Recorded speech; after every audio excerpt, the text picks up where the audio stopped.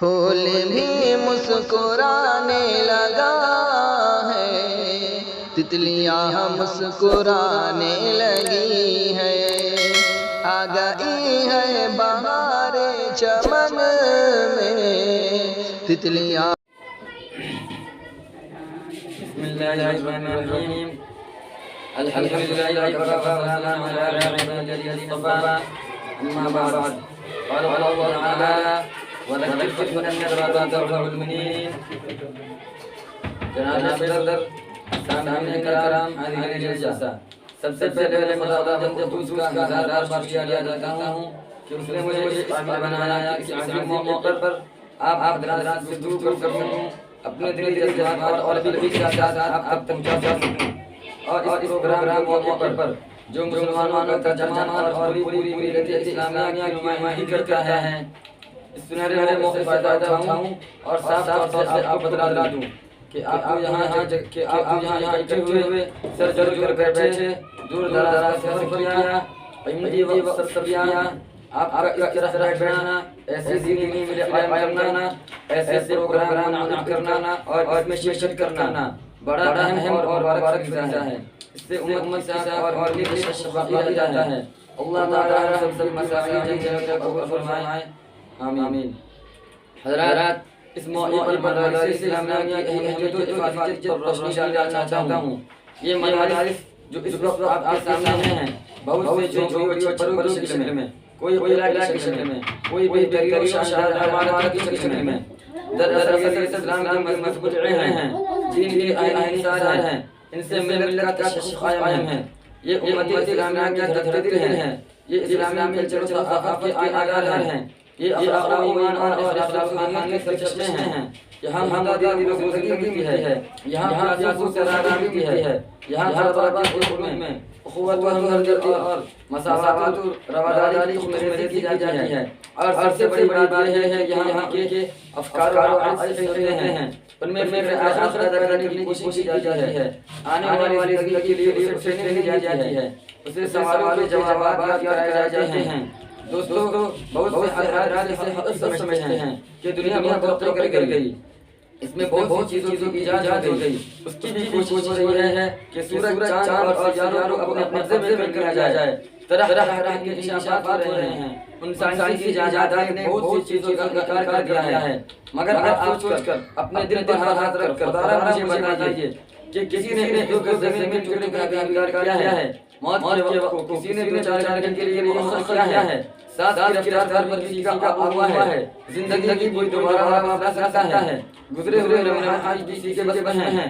ان سب کا جواب آپ نہیں دیں گے کہ یقیناً یہ کام آج کسی سے نہ ہوا ہے اور قیامت تک سکتا ہے، جب ہم اس کا یقین ہے کہ ہمیں ضرور ہے، حساب و کتاب ہونا ہے، جس نے پیدا کیا وہ کے بارے میں سوال کرے گا، ان نعمتوں کے بارے میں پوچھے گا، اب میں سوالات جواب دیں گے، ان سوالات کے جوابات، ان کی مشق تمرین اور ٹریننگ۔ میرے محترم دوستو، مال و دولت، بڑی دینی کالج اور بڑی یونیورسٹیاں نہیں دے سکتی، ایوان حکومت اور ماہرین قانون اس کے جواب حاصل ہیں۔ یہ جواب اگر مل سکتا ہے تو انہی مدارس سے، یہ سبق اگر حاصل ہوتا ہے تو انہی بولیوں پر پڑھنے والے علماء سے، اور ابدی زندگی میں روزگاری ہوتی ہے تو انہی خلقاش اور دکان میں ہونے والے حضرات سے۔ صحیح ہے، نہ پوچھ خلقاش کی ارادہ تو دیکھو یدے بیداری بیٹھے ہیں اپنی آستینوں میں، اور کسی نے کمال و عقیدت اور ارادت مرمت رکھتے ہوئے سچ کہا ہے، تردامین نے شیخ ہماری جائیو دامن نے جو فرشتے وہ کرے، اس لیے سدا بہار کے لیے جہاں ہمیشہ شاش رہنا ہے، وہاں کی تیاری کے لیے عقائد و افکار اور سننے کے لیے مدارس کا ہونا نظیر ہے۔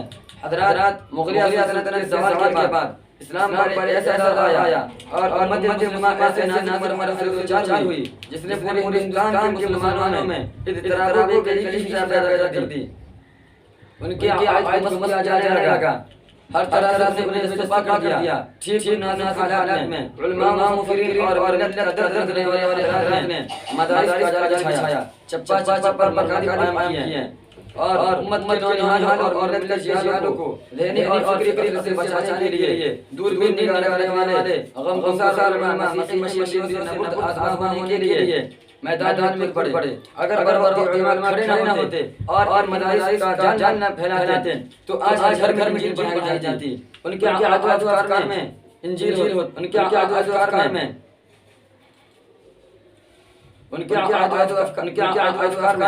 وطنیت و پرستی کا چاہا ہوتا. الحاد و نادری کا گھر گھر میں ہوتا تھا. قرآن اور حدیث سے لوگ دور ہوتے. انہیں اپنے آقا صلی اللہ علیہ وسلم کی حیات تجربہ سے واقفیت نہ ہوتی. اپنی تاریخ اور کارناموں کی انہیں ہوا تک نہ لگتی. دوستو ان مدارس نے وہ کارنامہ انجام دیا جو ہمیشہ یاد رکھا جائے. انہوں نے بروقت مسلمانوں کو بنا دیا. انہیں اپنی تاریخ اور لٹریچر کا احساس دلایا. دوستو اس وقت جو چپے چپے پر مکاتب مدارس قائم ہیں یہ بہت بڑی نعمت ہے. یہ مدارس معاشرے میں ریڑھ ہڈی کی حیثیت رہتے ہیں. یہ پوری سوسائٹی اور سماج کا مکن ہے. یہ اللہ اور اس کے رسول صلی اللہ علیہ وسلم سے آشنا کرانے کا ایک ذریعہ ہے جو ہمارا اور آپ کا حقیقی مقصد ہے. اس لیے ہمارا اور آپ کا تعلق ان سے ایسا ہونا چاہیے جیسے جسم کا روح سے، آفتاب کا روشنی سے اور پھول کا خوشبو سے. اگر یہ تعلق ہے تو سمجھ لیجیے جسم اور روح دونوں زندہ ہے. اگر یہ تعلق ختم ہوا تو پھر ہمارا خدائی حافظ ہے. دوستو بہت سے حضرات کہتے ہیں کہ ان مدارس کیا ملتا ہے. ان سے نوکری نہیں ملتی، ان سے ڈگریاں نہیں ملتی. یہاں کے افراد پر بار ہیں، ان میں شعور بیداری نہیں آتی. ان حضرات سے میں اتنا عرض کرتا ہوں کہ روزی روٹی کا مسئلہ کوئی اہم مسئلہ نہیں. اس کا وعدہ خداوند اس نے ہم سے کیا ہے. وما من دابۃ فی الارض الا علی اللہ رزقها خلقها فقدره ثم السبیل یسرا. اور یہ بھی شجاع بات ہے کہ روزی کا تعلق مت سے ہے، عقل سے نہیں. اگر عقل سے تعلق ہوتا تو وہ حکم مرتے. لیکن نظام عمل عجیب ہے. اس لیے مسلمانوں کا مسئلہ اور مرحلے زندگی کا پیغام خدا دی ہے، دعوت و ارشاد ہے. اس کا میرے اپنی ابدی زندگی سوارنی ہے، آخرت کی فکر کرنی ہے.